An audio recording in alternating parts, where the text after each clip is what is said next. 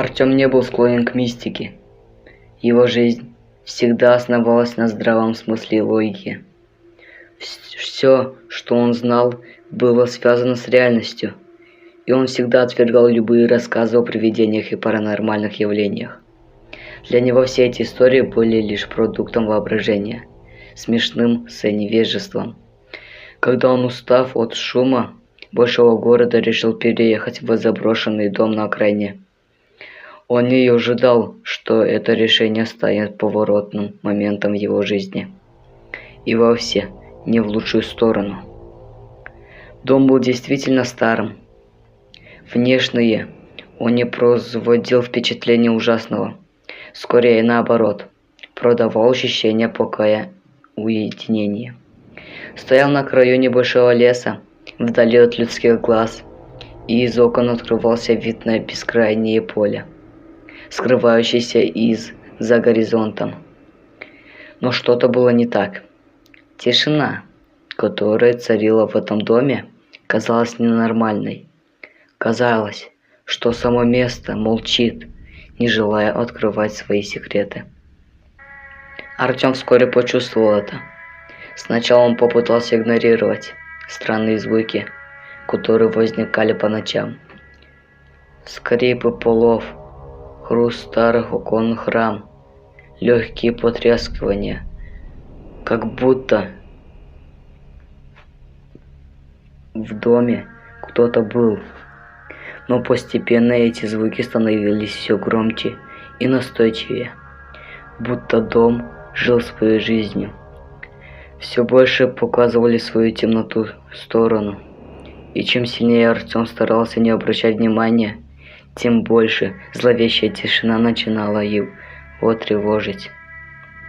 Одним холодным вечером, когда туман сплелся с землей и лишил дом последнего света, Артём снова услышал знакомый скрип. Но на этот раз звук был не просто громким, он был тревожным. Скрипело что-то старое, застывшее, почти с жутким усилием, будто кто-то пытается открыть дверь, которую давно закрыли. Звук исходил с нижнего этажа, и Артём почувствовал, как его сердце ёкнуло. Он попытался убедить себя, что это просто старые полы, и не более того, но что-то в этом звуке было не так. В этот момент он не мог еще понять, что это было представление чего-то худшего. Не в силах больше игнорировать странности, Артём спустился по лестнице и пошел в ту часть дома, откуда исходил звук. Дверь в подвал, с которой начинается его кошмар, стояла приоткрытой. В этот момент он ощутил, как что-то ледяное коснулось его кожи. Холод проникал сквозь одежду, вызывал нестерпимый холод, который шел прямо от этой двери. Странное ощущение, все внутри его тела говорило, что не должен открывать эту дверь. Но любопытство было сильнее страха, и он толкнул ее. Дверь открылась с таким звуком, как будто в доме внезапно сдавало само пространство. В подвале было темно, но воздух был настолько плотным и холодным, что казалось, что сам мир сжимается вокруг него. Он осторожно включил фонарь и направил его луч на пол. Под ногами поскрипывал старый деревянный пол, а воздух был насыщенным страшным запахом, сыростью и чего-то гниющего. Но в этот момент не было ничего необычного для старого дома. Однако, когда его взгляд скользнул в темный угол подвала, что-то привлекло его внимание. Там стоял старый шкаф, который он раньше не замечал. Странное чувство заполнило его. Внезапно его мысли стали мутными. Слова разума заполнили пустой туман. Он не мог понять, что происходит, но желание подойти к шкафу было сильным. Это было почти как зов. Он медленно подошел к нему, и с каждым шагом его дыхание становилось более тяжелым, а воздух в подвале все холоднее. Когда он открыл дверцу шкафа, Внутри его ждала фотография. Она была покрыта пылью и грязью, но Артём сразу узнал людей на ней. Это была семья, которая, как он слышал, когда-то жила в этом доме. Мужчина, женщина и 2 детей. Но что-то в их лицах было странным. Их глаза были темными, пустыми, а улыбку натянутыми и холодными, будто они знали нечто ужасное, что скрывалось за пределами этой фотографии. Когда он попытался протереть ее, он почувствовал, как его рука зацепила что-то мягкое.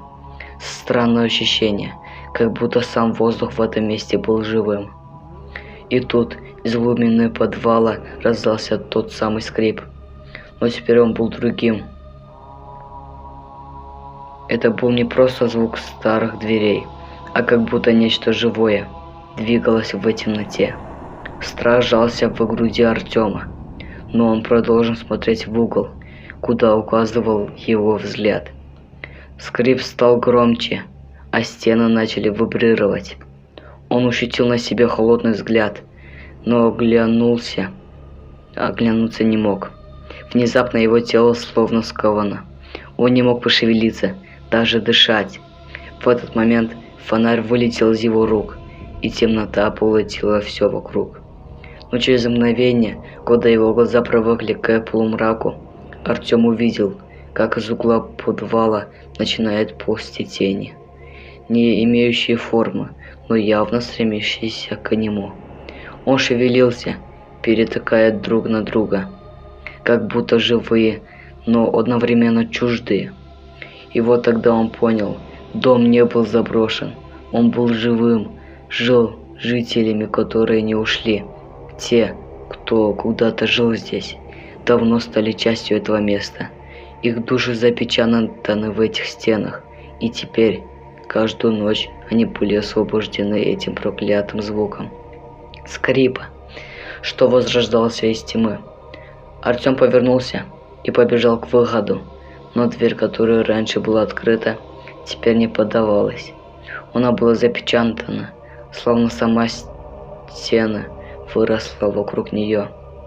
Он пытался кричать, но его голос утонул в темноте, и каждый его шаг отдавался эхом в этом замкнутом, живом пространстве.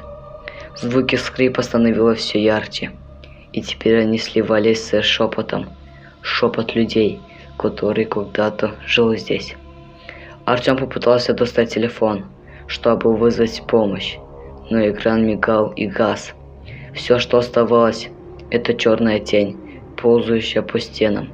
И в этот момент он понял, что скрип двери – это не просто звук, это ключ к тому, что было скрыто в этом доме. И теперь он был частью этой тьмы.